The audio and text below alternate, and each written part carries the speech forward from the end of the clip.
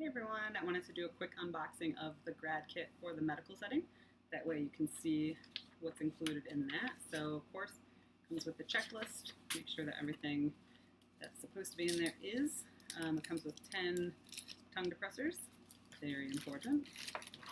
It comes with a clipboard, also hand sanitizer, a little mini one, a pen light with the pupil measurement on the side, a post-it, that's the lateral view of the mouth and the larynx, that way you can kind of draw on it for patients to understand what's going on, and then also a brain. And then it also comes with a flash drive containing 35 different resources for the medical SLP.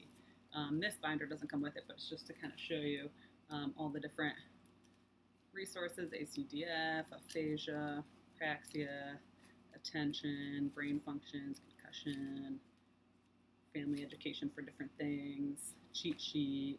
So there's 35 different resources in there.